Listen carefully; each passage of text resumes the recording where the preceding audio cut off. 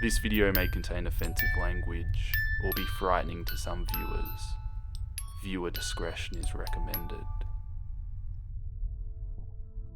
Hey, what's up everybody? It's me, Jordan, and I'm back with another drawing video. I haven't done that intro in a really long time, but in this video I thought it'd be cool to talk to you guys a bit about why I enjoy making these videos and why I enjoy horror in general.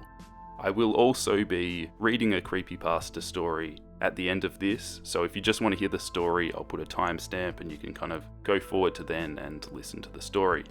I'm a little bit behind schedule with these videos, so I thought it'd be good to just do a shorter creepypasta story and maybe talk to you guys as well, because I feel like I don't really have a chance to connect with you guys too much when I just read the stories, so I thought it'd be kind of cool to explain a little bit about why I do what I do and why I enjoy it. I love horror. I think it's something that I didn't always like.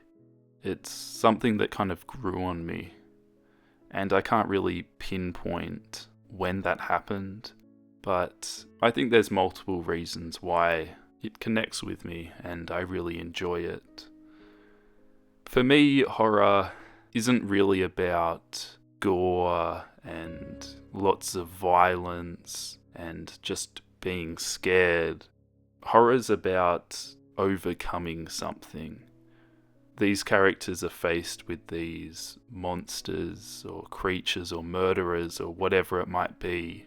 And throughout the process of the story or the movie or whatever, they're faced with some really terrible and frightening situations which they have to try and overcome. And I guess what I always enjoyed about horror movies is sometimes they don't. You never feel certain that they're going to make it out okay, because often they don't. Just the uncertainty, which I find refreshing from a lot of other types of movies, where you kind of already know what's going to happen. You already know everything's going to work out fine, and sometimes that doesn't feel relatable, I guess. I used to not really like horror. I think I got scared by it, I guess, when I was young. But I just have some really good memories of it, like catching up with friends and having a movie night and staying up all night watching these horror movies, or maybe watching horror movies with some girls that you like and they'd pretend to be scared and you'd snuggle up and all these types of things. I think I've just got so many really awesome memories from kind of sharing these experiences with other people. That's kind of what I wanted to do with my videos. I didn't always do horror. You guys who followed me early on know I just did anime drawings. And I'm not really sure what inspired me to start reading creepypasta stories, but I guess it just kind of happened, and that was something I really enjoyed, just trying to put some emotion into these stories and read them as best as I could. That was always my goal, was just to create an emotion, whatever that might be. And hopefully that would connect with some of you guys who watch my videos and also enjoyed the artwork as well. I studied animation for a while and decided it wasn't for me. The reason why I got into animation was because I wanted to tell a story almost, and I thought that animation might be a way to do that instead of just single drawings that I would do. I thought I could tell a story more effectively through an animation piece. When I started actually reading stories and just having a drawing along with it, that was pretty satisfying for me instead. And it's something I preferred over animation. It was just more enjoyable for me to do. I've always liked storytelling since a young age. I mean, my mum and dad would often read to me, and it's just really cool experiencing a story with someone else. I feel like it's something a lot of people have when they're younger, and then they kind of lose that. A lot of these kind of stories, and I think there's something special about having a story read to you, or just even reading in general. But I feel like a lot of people stop reading so much and I guess I kind of stopped reading so much as well. You get busy and it's hard to find the time, but I guess it's cool doing these creepypasta stories because at least I still get to read some stories there and share it with you guys. So I hope you guys enjoy them, maybe find them a bit relaxing in a weird way. I get a lot of people saying that, and I like the idea of people getting to listen to these stories before bed maybe, and just kind of winding down, and I think that's really cool. I'm gonna get on with the creepypasta story. I hope you guys enjoy it. I've got some really big ones planned, and I think you guys are gonna really like them as well. But I'll keep them a surprise for now, but they're coming. Thank you guys so much again for all the support. It means a great deal to me, and I really appreciate it. So let's get on with the story, sit back, relax, and let's do it.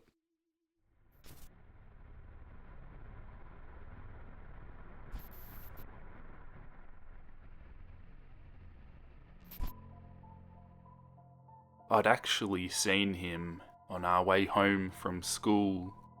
He looked dirty and disturbed, and stared straight at us as our bus went by.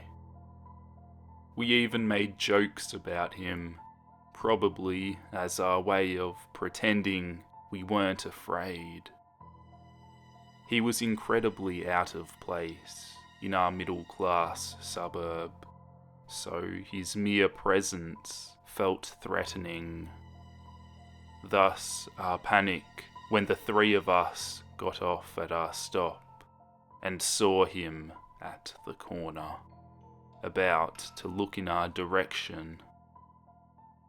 He was between us and our houses, and the bus had already pulled away, so we bolted for the bushes of a nearby yard. We weren't sure if he had seen us, but we peered through the leaves and saw him stalking our way, muttering randomly. Tim, my neighbour, insisted he'd seen a large knife in the man's ragged clothing. Danny, a kid I hardly knew who was just moving into the neighbourhood, insisted that he was imagining it, that Tim's glasses must have reflected the sun or something like that. Still, we were terrified, and the sidewalk was going to bring him right by us. It was Tim that broke and ran first, keeping low. I followed, my heart pounding, as we drove into the darkness underneath the porch of a familiar house we'd been hiding near. As we squeezed our bodies against the dirt, the grimy wood pressing into our backs, barely giving us enough room to breathe. From our hiding place, we could see the disturbed man turn into the yard in front of us and begin searching around, hitting the bushes and muttering angrily. I realised then that Danny wasn't with us, but I hadn't seen where he'd gone. Tim had lost his glasses back at the bushes, and he just huddled in the shadows next to me in near-blind terror. He stayed there in silence, waiting. Every so often, whenever I almost thought it was safe to come out, footsteps would creep across the wooden porch above us. Tim almost sneezed once, but I covered his mouth and nose in stark fear. We waited there so long that the tone of the sunlight began to change. We hadn't heard the man searching about in a while, and I was just getting ready to peek out, when footsteps clattered and a thud hit the wood directly above us. A split second later, Danny's face appeared in front of us, upside down, and he looked at us through the lattice. A look of shock and surprise crossed his features at finally finding us. He whispered something, but I couldn't hear anything. He seemed to be saying, "Come closer." So I figured the horrible man was still around, and he had to be quiet, and I inched forward. Danny's features grew fearful, and he kept indicating something above us. Strangely, I still couldn't hear him. His eyes seemed to dim, and I inched forward a little more. I froze for a moment in horror, then backed up. Tim mouthed to me, "What did he say?" And I just shook my head, completely in shock. Danny hadn't conveyed, "Come closer."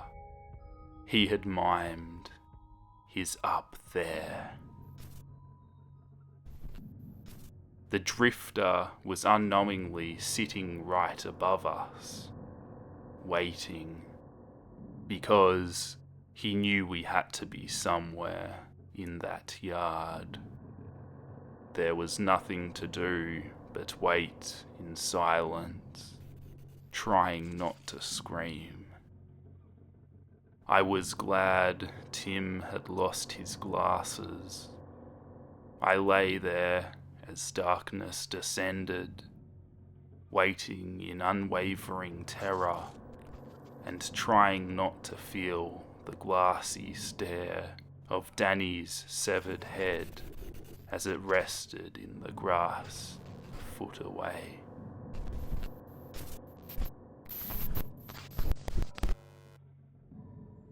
Hello. I found your email address through a mailing list. Your profile said you are interested in Smile Dog. I have seen it. It's not as bad as everyone says. I have sent it to you here. Just spreading the word.